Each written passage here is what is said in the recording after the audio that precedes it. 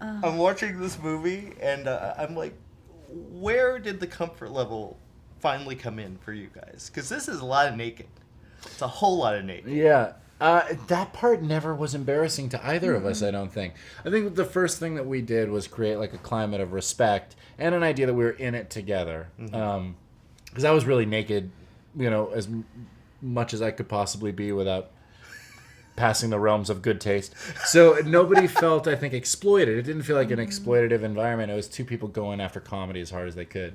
Nice. Well, what about you? Because this isn't usual fare for you. Yeah, I know. Jason's usually the one who gets naked. Yeah. In his movies. Look it.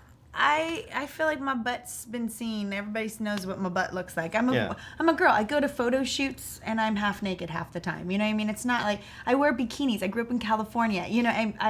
To me, it wasn't really about exposing something that I didn't feel that hadn't been seen. You usually see the top of my butt crack or the bottom of my butt crack, depending on what I'm wearing. Now, you get to see them fully connected. So, you know what I mean? It's like I really felt like it wasn't that big of a deal.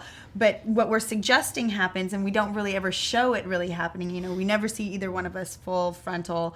A lot of the times we're just wearing modesty garments that we're hiding very strategically with placement of arms and camera position so that you don't see it. So, and again, it was all in the sake of comedy, and we had this sort of game of comedy chicken happening where, both of us were coming head on, and neither one of us is.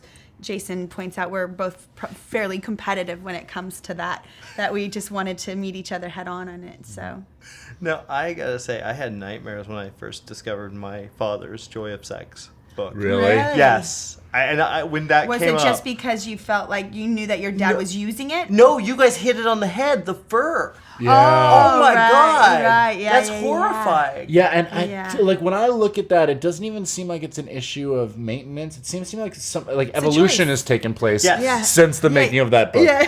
Do you know what I mean? True. Yeah. That's so funny. Right? Well, I think an evolution of manscaping and grooming. Yeah, I mean, I don't even think I'd be capable, is what I mean, of growing the kind of... No, you would be. That's just a lifetime. That's just a never having trimmed. It's like it's like So a little when people have their daughter and they go, I'm never cutting her hair, and the child's like 4 years old and their hair is all the way down. You're like, wow, that kid has a lot of hair. You're like, how it must grow really fast. You're like, no, they've just never cut their hair. Now imagine that kid 20 years from now having never cut their hair. They're really gonna have a lot of hair. Right. Yeah. I feel like the Joy of Sex is just a representation of people who have never done a trim. Not a thing. Not a thing ever. So never even considered it. Right. That's what man was meant to look like.